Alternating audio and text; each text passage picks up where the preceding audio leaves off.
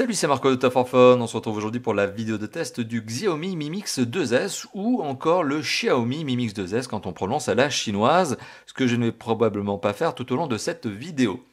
Le Xiaomi Mi Mix 2S, donc c'est le mobile le plus haut de gamme du constructeur chinois. C'est d'ailleurs le dernier né puisqu'il a été officialisé en début d'année 2018, commercialisé pour la première fois en avril 2018 et on est en juin, tout début juin 2018 lorsque je fais cette vidéo. Le mobile est commercialisé désormais également en France et dans certains pays d'Europe de manière tout à fait officielle puisque vous le savez, Xiaomi a donc lancé des boutiques qui sont des boutiques physiques puisqu'il y en a une notamment à Paris. Et bien voilà, vous pouvez acheter ce téléphone de la manière la plus officielle qui soit directement dans la boutique sur Paris ou dans certains e-commerçants qui sont déjà présents en France. Et vous pouvez aussi l'acheter en import pour essayer de gagner quelques euros et quelques euros qui peuvent éventuellement faire plaisir tout de même. Ce sont des bons plans. Et d'ailleurs, à ce titre-là, je remercie la boutique Geekmall qui m'a permis d'avoir ce téléphone à l'occasion de ce test, sachant que le téléphone est visiblement envoyé depuis l'Europe, depuis les entrepôts européens. Bon, voilà, ça c'est une petite parenthèse. Le téléphone que vous voyez tout de suite devant vous, c'est un haut de gamme, je vous l'ai dit, qui a un rapport prix-spécification démentiel. On est sur du très très bon, et je vous le dis tout de suite, j'embraye sur la conclusion, c'est un excellent mobile que je vous recommande.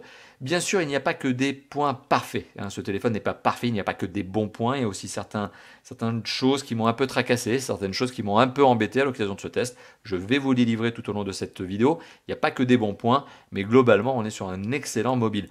Un mobile qui est vendu donc au prix maximum, allez, 499 euros, 500 euros, dans la version qui est la version 64 Go de ROM, 6 Go de RAM. La version 128 Go de ROM, 6 Go de RAM, elle est vendue à 599, donc 100 euros de plus. Donc 499, 599 me semble-t-il sont les prix justement de ce mobile. Si je me suis planté, je mettrai une correction, un correctif ici, mais je crois bien que c'est les bons prix. D'ailleurs, il y a un comparateur de prix pour faire la bonne affaire, mais ça vous le savez. Alors, le Xiaomi Mi Mix 2S. Donc c'est le mobile haut de gamme, le top of the top de la marque. Un mobile exceptionnel par les spécifications, les performances, tout ça, on va y revenir, mais aussi et non seulement par son design. C'est un design qui claque, c'est un design superbe. Voilà, on est en face d'un mobile qui est vraiment superbe. Superbe. Tout simplement avec une vraie qualité de fabrication et avec un vrai choix au niveau des matériaux. La face avant du mobile, vous le voyez déjà, la première chose qui frappe, c'est l'écran. L'écran est vraiment du type borderless.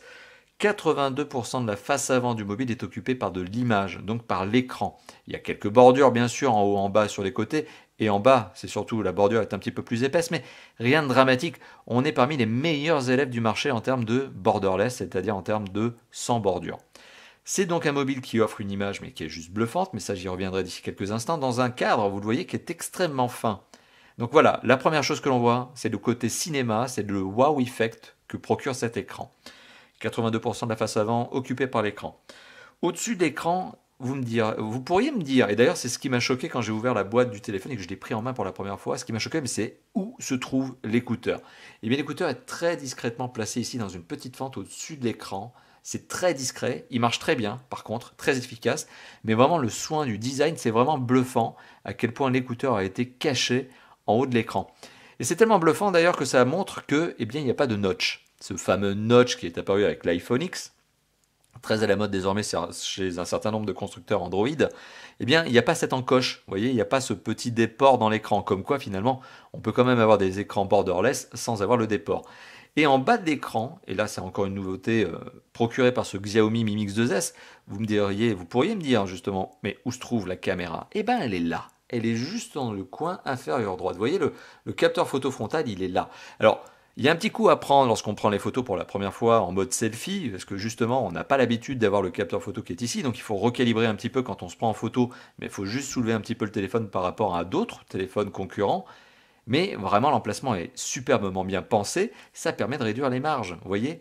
Et même la marge en bas, elle est quand même relativement fine. Le design, superbe. Le cadre métallique autour, donc Corning Gorilla 4 pour la face avant, une vitre protégée, protégée dans le sens où elle est résistante à la rayure et à la casse, dans une certaine mesure. Faites pas tomber le téléphone parce qu'il ne va pas aimer.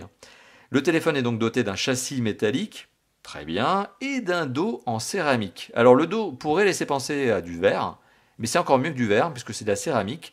La céramique procure notamment une résistance supérieure à certaines vitres renforcées, donc on est sur du très bon choix de matériaux vraiment, mais au top du top. Le capteur d'empreinte digitale qui marche extrêmement bien, le double capteur photo avec le flash LED que l'on voit derrière, pardon, puisque je raconte hier, rien à voir. La petite phrase qui dit, je ne sais pas si on arrivera à la voir là dans les reflets, ouh là là, tous les reflets de caméra et tout ce que vous voyez. Mi Mix Design by Xiaomi. Oui, alors visiblement le téléphone, la première génération du Mi Mix avait été designé en collaboration ou en tout cas par le bureau de design Stark, semble-t-il. Là, on reprend du design qui avait déjà été pensé à l'occasion de ce Mi Mix tout court, le premier modèle, mais là, cette fois-ci, c'est Xiaomi qui l'a retravaillé. Donc voilà, on est quand même sur du très beau. Le slot pour les deux cartes SIM est ici, hein, sur le côté gauche du mobile. Bon, on a un petit trombone, hein, ce que j'appelle un trombone, c'est une petite aiguille justement qui permet de retirer le slot et de mettre les deux cartes SIM. Pas de micro SD, je reviendrai sur cette notion. De l'entrée micro primaire, enfin secondaire pardon, au-dessus, primaire en dessous, le connecteur USB-C, puisque c'est bien de l'USB-C, et la grille du haut-parleur. Vous l'aurez remarqué, il n'y a pas de jack, il n'y a pas de mini jack. Oui, parce que le mini jack pour votre kit piéton, bien c'est un adaptateur qu'il faudra brancher ici sur l'USB-C. Ça commence à devenir un grand classique. On n'en voudra pas à Xiaomi pour cette, on va dire, oubli qui n'en est pas un. C'est tout simplement on va dire la contrainte de construction. Vous voyez comment on peut mettre un jack ici alors que l'écran est déjà collé sur le téléphone. Il n'y a pas de place pour l'ajout d'un jack. C'est pas possible. Donc voilà, on a une optimisation qui pour certains pourrait déplaire, c'est-à-dire l'absence de mini jack. Pour d'autres, malheureusement, c'est pas vraiment grave parce qu'aujourd'hui, malheureusement, heureusement, parce que tout simplement, son casque, on peut l'utiliser en Bluetooth. On a de plus en plus de casques Bluetooth, vous le savez, et on en teste d'ailleurs chez Top 4 Fun. Alors, petite parenthèse supplémentaire, ce téléphone est décliné en deux versions, la version noire que vous voyez tout de suite devant vous, mais aussi la version blanche, puisque ce téléphone existe donc en noir, je me répète, et en blanc. Voilà, vous avez le choix. Le téléphone a des dimensions qui sont relativement généreuses. Autre aspect, il est extrêmement glissant. Troisième aspect, il prend extrêmement bien les traces de doigts. Donc ça, si vous êtes comme moi, vous allez devenir psychopathe à nettoyer votre téléphone tout le temps, parce que vraiment, il se salit à une vitesse grand V, notamment le dos qui prend, mais vraiment, on a l'impression qu'il capte les empreintes digitales, ce dos, outre le capteur d'empreintes, hein, on a vraiment l'impression que le dos stick voilà, les empreintes digitales. On est sur un téléphone qui a des dimensions qui sont relativement généreuses parce qu'on a un écran de 6 pouces. Donc forcément, même s'il est borderless, on a des dimensions qui font que pour taper du texte, c'est avec les deux mains. 15,1 cm de long, 7,5 cm de large, 0,8 cm d'épaisseur et le tout pour un poids de 191 grammes. Alors, c'est quand même pas non plus ultra dingue en termes de dimensions. On n'est pas sur quelque chose d'absolument absurde. On est sur un téléphone qui reste quand même avec des dimensions acceptables parce qu'il est optimisé. 15,1 cm, 7,5 cm de large, ça reste dans des dimensions que l'on a déjà vu sur d'autres smartphones qui n'ont pas des écrans 6 pouces. Vraiment, c'est un côté très optimisé de ce téléphone. J'enfonce vraiment le clou pour vous faire comprendre que le point fort, numéro 1 parmi d'autres, là tout de suite celui que je suis en train de vous expliquer, c'est le design. Le deuxième aspect, vraiment point fort, waouh de ce téléphone, c'est l'image. L'écran de ce téléphone est superbe, superbe à cause de la diagonale. Pas de cadre, ça donne vraiment un côté cinéma à ce téléphone. Alors là, je vais essayer de vous mettre une petite vidéo pour peu justement que ce maudit Wi-Fi fonctionne correctement chez moi. Un jour, j'aurai du Wi-Fi correct. Voilà. On va passer sur de l'affichage. Vous l'avez vu, hein, le fameux pincement pour permettre de passer sur du grand écran ou du format normal. Hein. Alors pourquoi je vous dis format normal? Là, on est en 16 neuvième. Là, on est en 18 neuvième. Alors, le phénomène du 18 neuvième, donc c'est un côté un peu plus wow effect au niveau de l'image. C'est encore plus bluffant en termes d'image. Si ce n'est que, par contre, ça a une contrepartie, ça peut grignoter un petit peu la marge d'affichage de l'image. Forcément, vous allez déformer un peu l'image. Vous allez retravailler un peu le ratio. Donc on est sur un écran qui a un ratio de 18 neuvième. C'est un écran AMOLED. Les contrastes sont vraiment forts. On a vraiment une très très très bonne gestion du noir, puisque la technologie AMOLED, c'est une technologie qui permet d'éteindre les pixels quand ils sont noirs et non pas de laisser une sorte de vague gris lumineux. Donc on a une image vraiment contrastée. C'est pas tout, on a une image aussi qui est extrêmement lumineuse. 570 nits. 580, j'arrive même à accrocher les 580 nits avec le petit appareil que j'utilise pour tester les écrans, que je mettrai probablement ici en incrustation vidéo pour vous donner bien ce même aperçu. On est sur une image qui n'est non pas seulement contrastée, non pas seulement bluffante en termes de ratio, non pas seulement bluffante en termes de diagonale, 5,99 pouces pour être précis, 6 pouces, mais qui est aussi bluffante en termes de luminosité. On est sur un excellent écran, vraiment excellent écran. Mais c'est pas tout. On a aussi une densité de pixels qui est élevée. Cet écran, eh bien, c'est un écran Full HD plus. Donc ça veut dire qu'on a 2160 pixels par 1080 pixels. Donc c'est un 1080p, P certes, mais Full HD plus, parce qu'il y a quelques pixels de plus en raison du ratio 18/9. Et bien ça nous donne une densité de pixels supérieure à 400 pixels par pouce, 403. Alors on estime qu'une image est nette à partir de 300. Ici on est à 403. L'image est nette, je le rappelle, elle est contrastée, elle est vive en termes de luminosité certes, mais en termes de couleur aussi. On a un bon peps au niveau des couleurs. On est sur un écran qui est juste bluffant. Donc le deuxième bon point de ce téléphone, vous l'avez compris, c'est l'écran. Le son, que ce soit par l'écouteur, que ce soit en Bluetooth, enfin bon ça dépendra plus de votre casque, que ce soit également, alors avec un adaptateur sur l'USB-C, pour peu que l'USB-C, l'adaptateur que vous utilisez soit de bonne qualité, ou le haut-parleur, le son est globalement de bonne qualité. Il n'y a pas de distorsion de son, c'est déjà quand même un bon point. On n'a pas d'aberration au niveau du son. Au niveau du haut-parleur, on a un son qui est plutôt bien rendu, même s'il manque de basse, mais il est puissant puisqu'on arrive à dépasser les 105 décibels à la sortie, et on est dans les 85 à peu près à une trentaine de centimètres. Donc autant vous dire que le haut-parleur a cette puissance de son suffisante pour bien, vous casser les oreilles si vous écoutez comme ça de la musique avec le téléphone devant pile poil vos yeux. Donc l'image bonne, le son tout à fait satisfaisant aussi. On n'est pas en face d'un ghetto blaster, on n'est pas en face d'une enceinte nomade prévue pour cet effet, mais c'est du très bon son, que ce soit par tous les composants que je vous ai indiqués il y a quelques instants. Alors au niveau des performances, allez, on va sortir de Big Bug Bunny. Au niveau des performances, allez, encore une fois de plus, un bon point supplémentaire, on est sur une bête de course. On est sur un mobile qui va carrément se classer dans le top 10 des mobiles 2018, on peut même le mettre dans le top 5. On est sur un mobile qui est parmi les plus puissants du marché à l'heure actuelle. Alors je le rappelle, pourtant, on est sur un téléphone qui est vendu à partir de 500 €. Aujourd'hui, un modèle concurrent équivalent chez d'autres constructeurs, notamment sud-coréens, c'est 1000 €. On est quasiment divisé par deux en termes de prix par rapport aux spécifications. C'est un truc de fou furieux. Je vous le disais tout à l'heure, 266 000 points en tout. On est sur un téléphone qui pulse, qui envoie du lourd, qui coupe du bois. On est sur un téléphone qui fait le café. On est sur un téléphone qui est performant, puissant, bête de course, que ce soit sur des grosses applications, mais aussi des gros jeux 3D. Je vous le dis, faire tourner du PUBG sur ce téléphone, c'est facile pour lui. C'est pas un problème. C'est un téléphone qui est ce qu'on appelle future-proof. Donc il est à l'abri du temps qui va passer parce que tout simplement ses performances vont lui permettre de vieillir, d'accuser correctement le coup dans les années et bien d'être toujours à jour, on va dire, pour les futures applications, les jeux 3D qui vont sortir, qui vont être de plus en plus gourmands.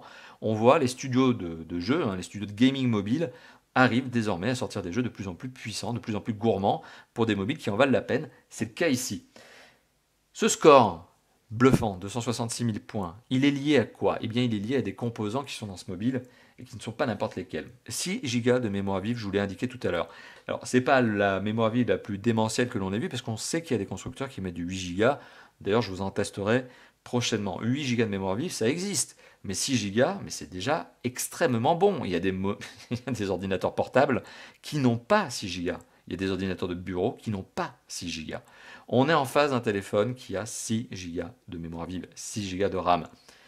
Pour la ROM, vous l'avez compris, il y a la version 64 Go de ROM, il y a la version 128 Go de ROM, c'est celle que je vous montre ici, mais ça n'a pas vraiment d'incidence sur les performances du mobile.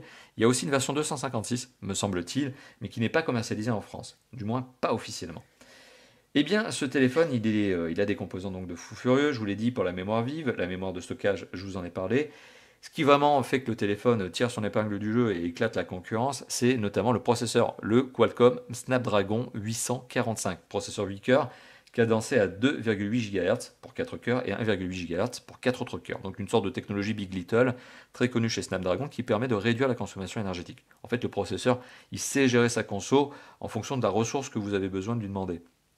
Bon, encore une fois de plus, c'est une parenthèse. Ce que vous devez garder en mémoire, c'est que le Snapdragon 845, c'est le processeur haut de gamme, mais le plus haut de gamme du moment. Il n'y a pas plus lourd, il n'y a pas plus massif, costaud, balèze en processeur de smartphone en 2018. C'est le must. Voilà.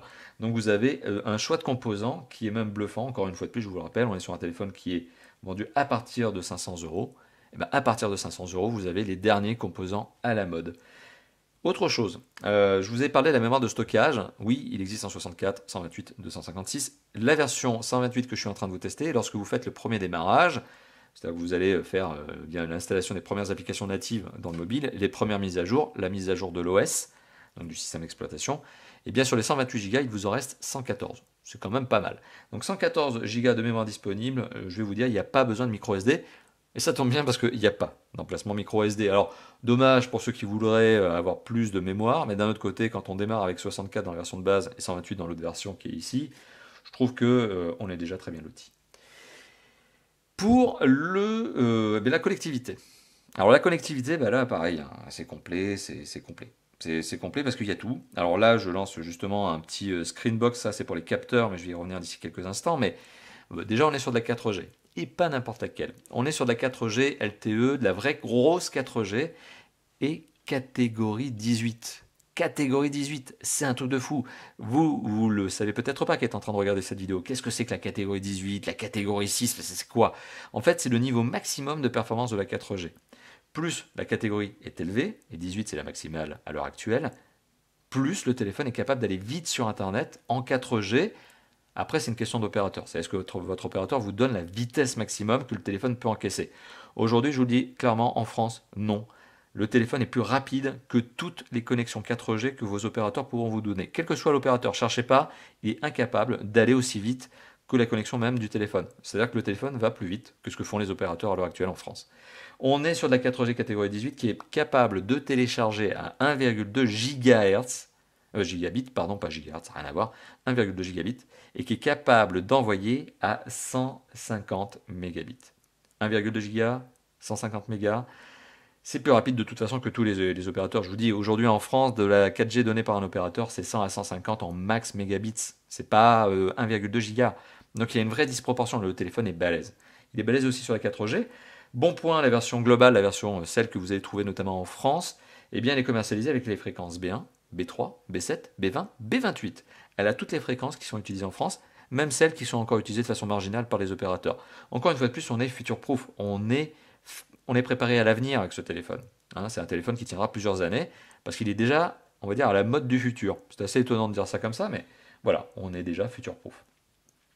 Les cartes SIM, il y en a deux. Vous pouvez en mettre deux. Vous pouvez aussi en mettre qu'une. Vous pouvez aussi ne pas en mettre du tout, mais ça vous regarde. Et si vous n'en mettez pas, vous étonnez pas que vous ne puissiez pas passer d'appel en GSM.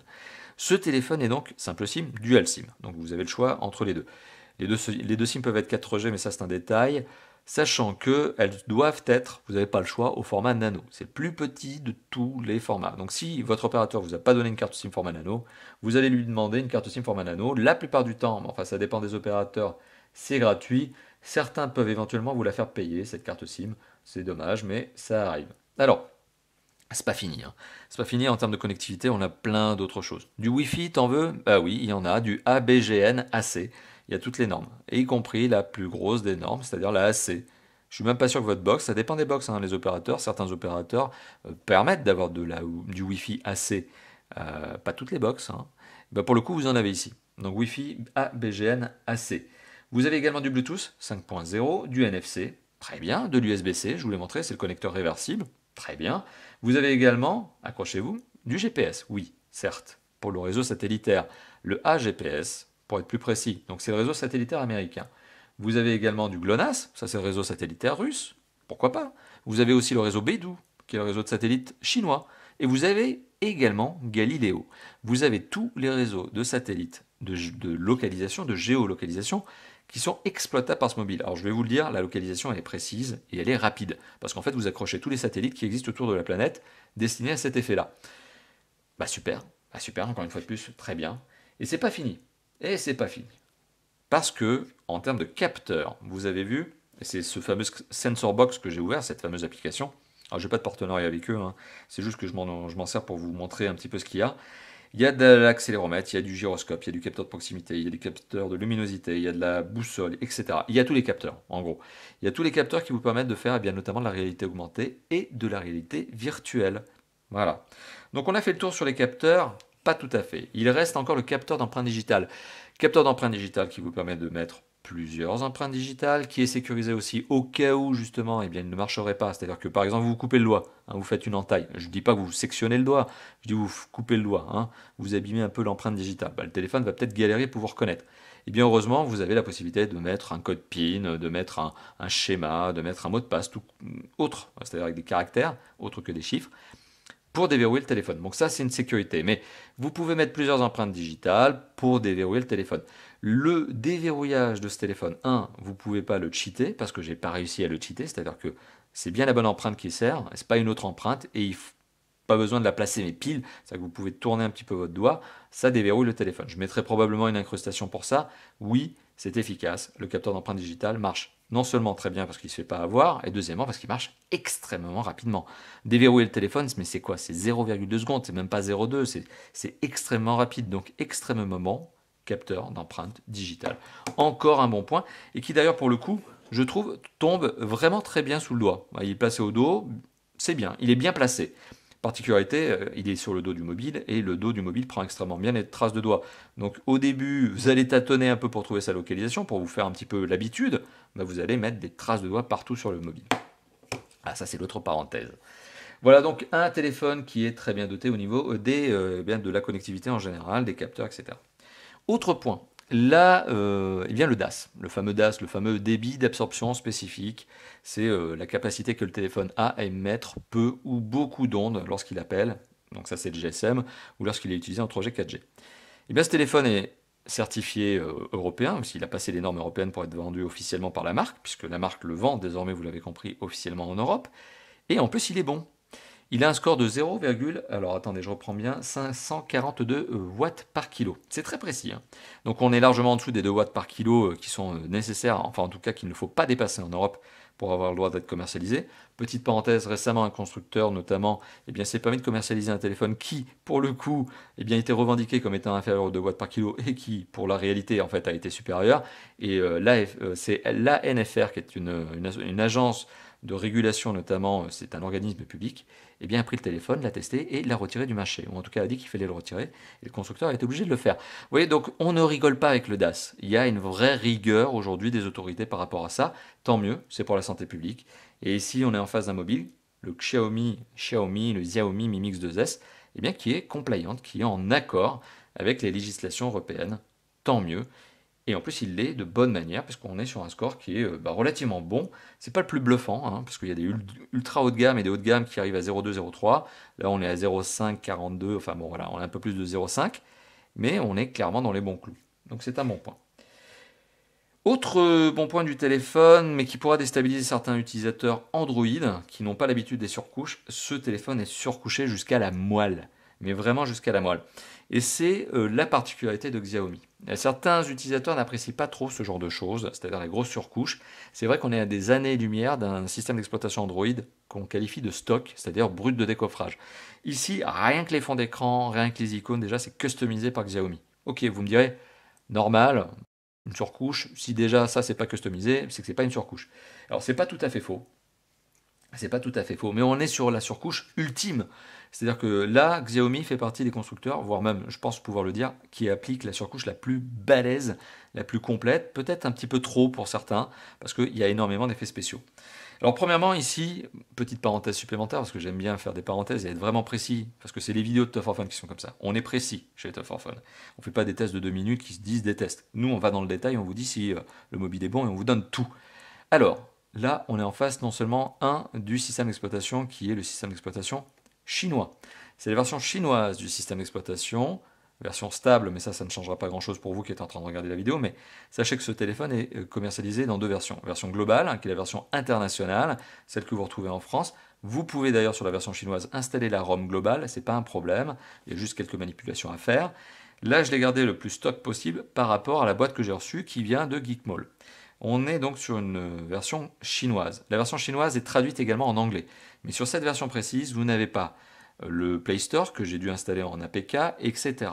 Voilà. Donc préférez tout de même la version globale, ou si vous prenez la version chinoise, préparez-vous, c'est pas très compliqué, à installer la ROM globale. C'est quand même mieux pour vous. Pourquoi? Parce que vous allez trouver les traductions, notamment en français, bon c'est quand même mieux, Et vous allez dégager un certain nombre d'applications ici qui sont proposées en chinois et qui n'existent qu'en chinois, qui sont les applications que utilise Xiaomi, notamment sur son pays d'origine, la Chine, en accord avec non seulement ses propres services, parce que Xiaomi, ils en ont des services, hein, ils font pas que du téléphone, hein, ils font plein de choses, hein, et puis avec des partenaires. Donc, première chose, la ROM que vous allez voir ici, elle est surcouchée jusqu'à la moelle, la version globale est aussi surcouchée jusqu'à la moelle, mais il y a des applications que je ne vous montrerai pas. Là, par exemple, qui sont des applications, mais qui sont des applications en chinois. Ça vaut pas la peine de s'attarder là-dessus.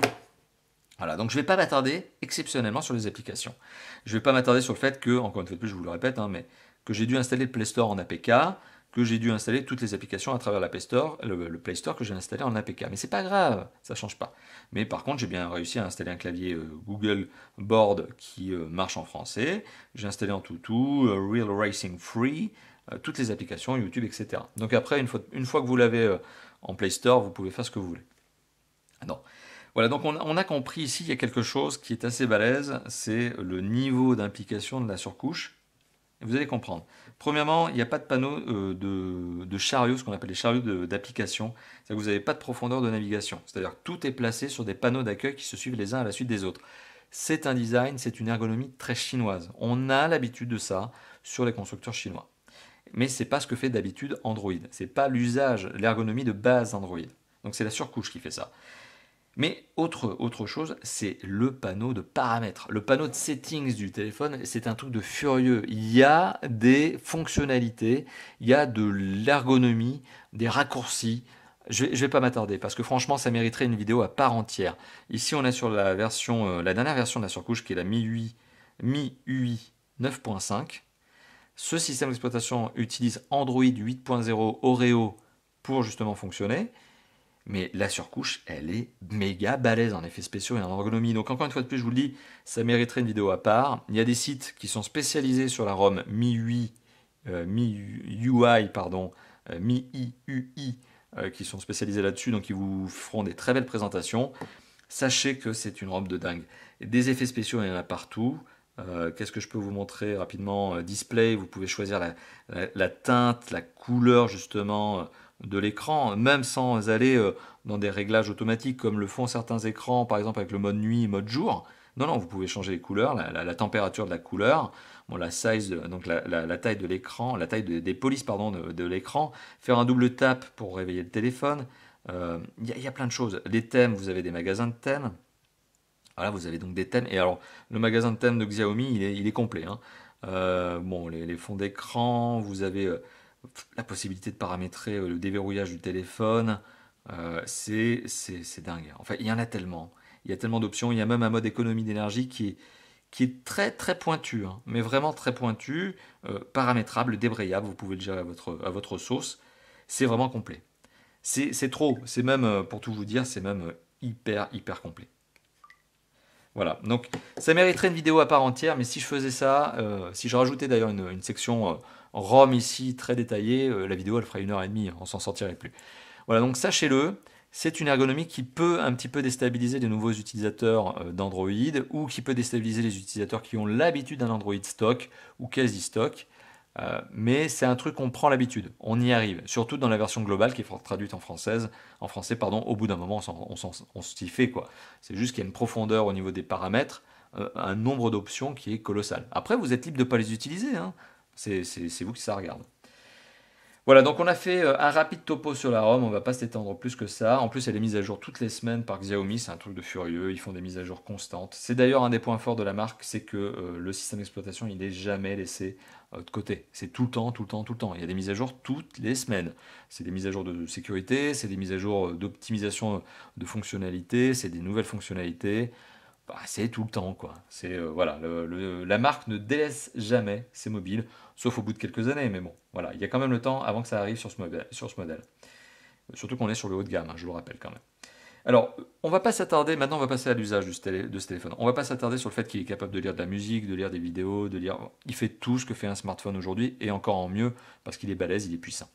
On va s'attarder sur deux usages. Premièrement, la qualité photo, donc procurée par les capteurs photo dont je vous parlais tout à l'heure.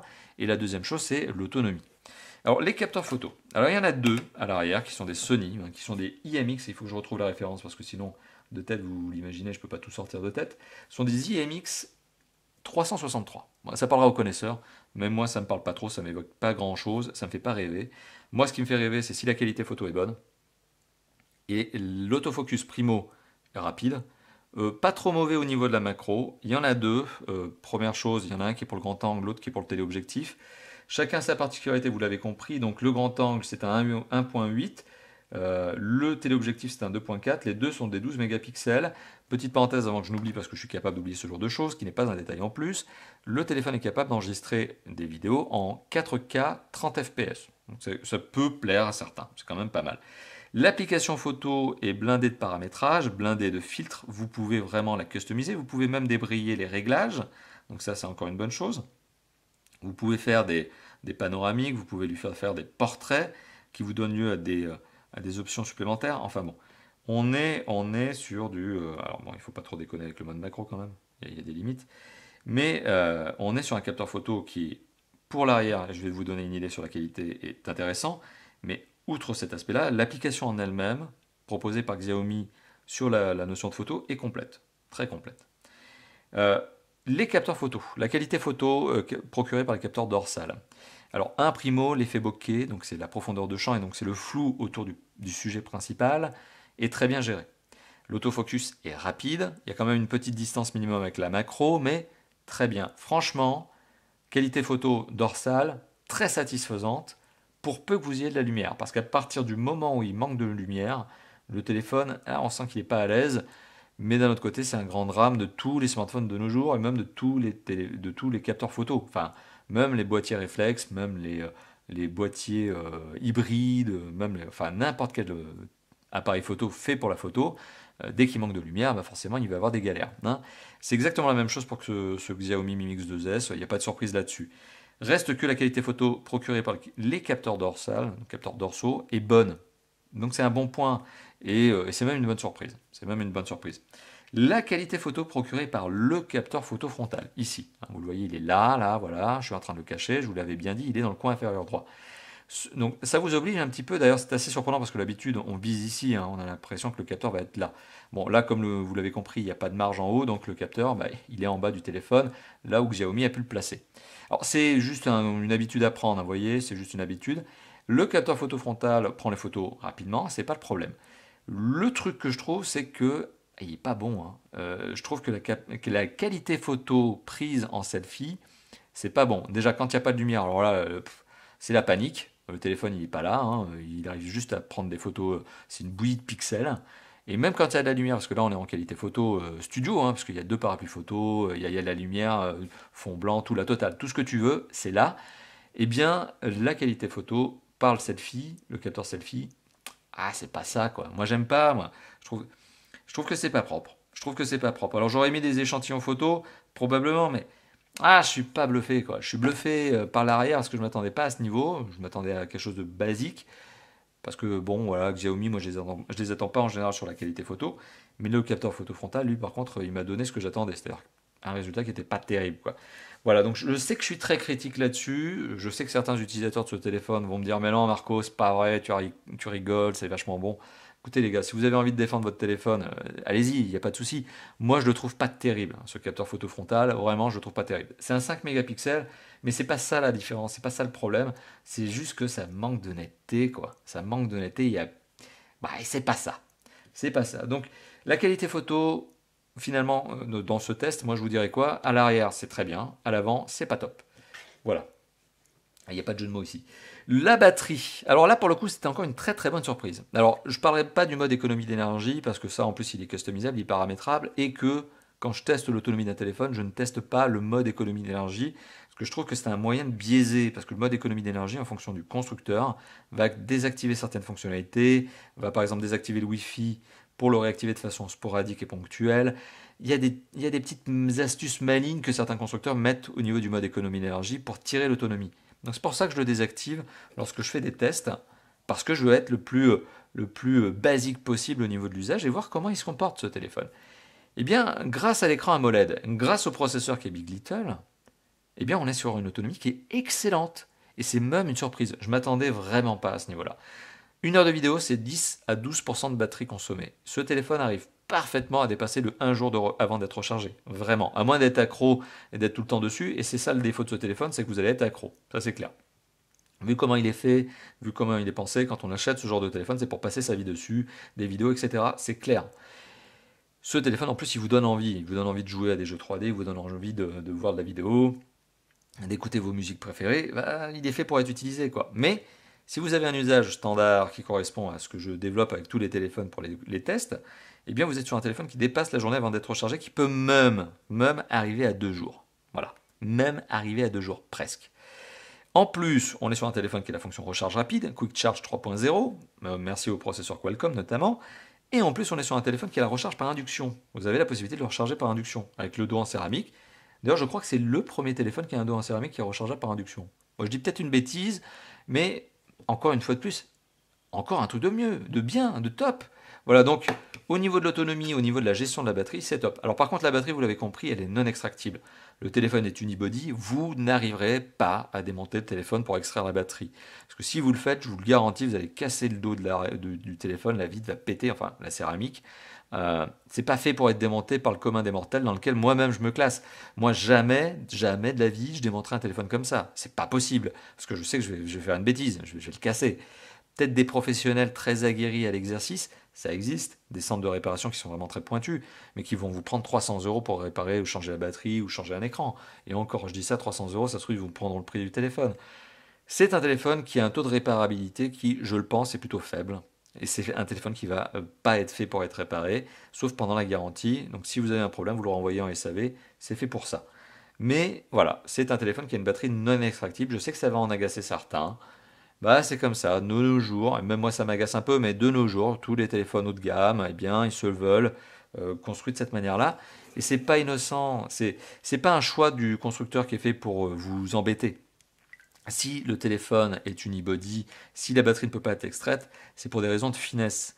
Parce que la batterie, quand elle n'est pas unibody, dans un téléphone non unibody, la batterie doit être renforcée. Elle est entourée d'un plastique rigide qui est fait pour éviter que vous la tordiez, la cassiez. Parce que des batteries au lithium, quand vous les percez, elles prennent feu. C'est pas une blague.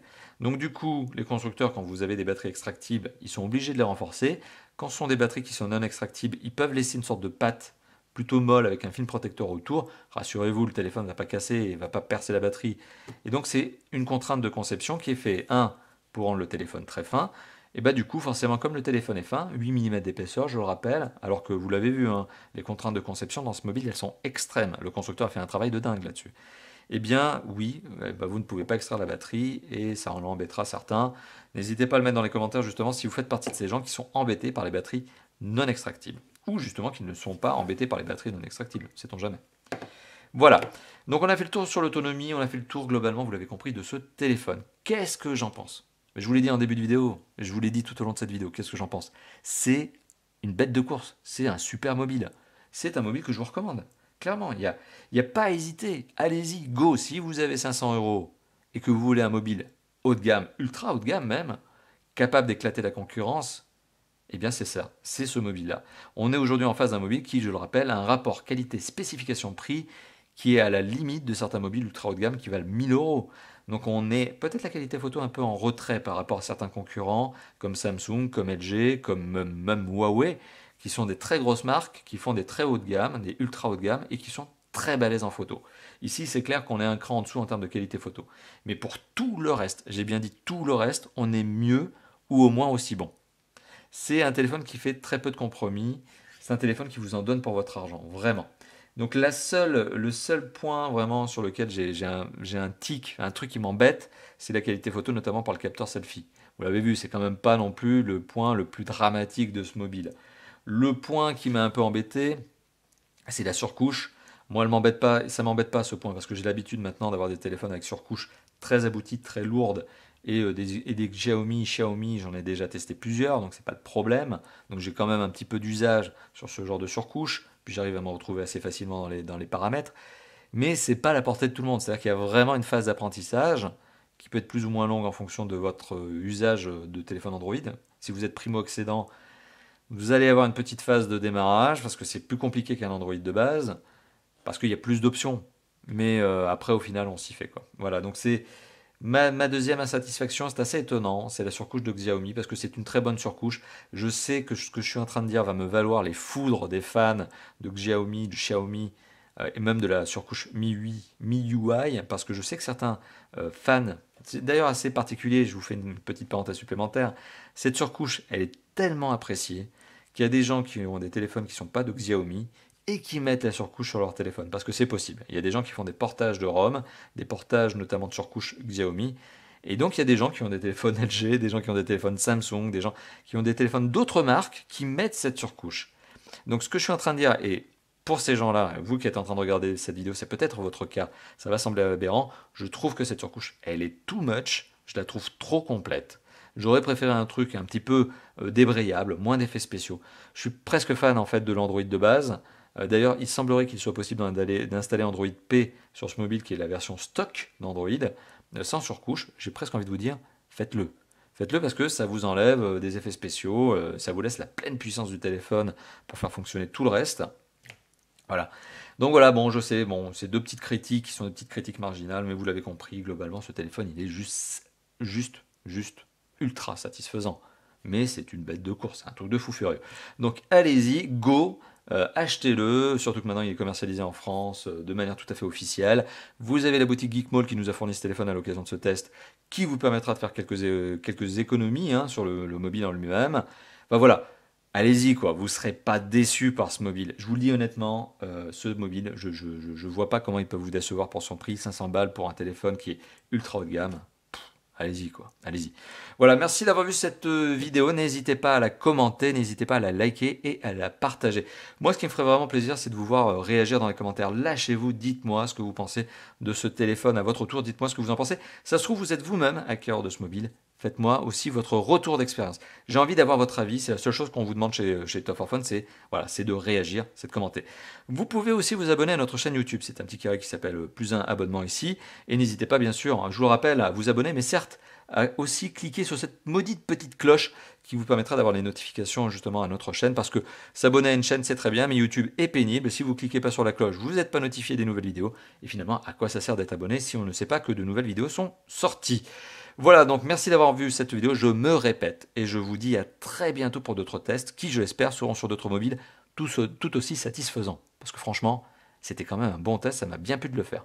Voilà, merci d'avoir vu cette vidéo, troisième fois que je le dis, et à très bientôt. Ciao ciao.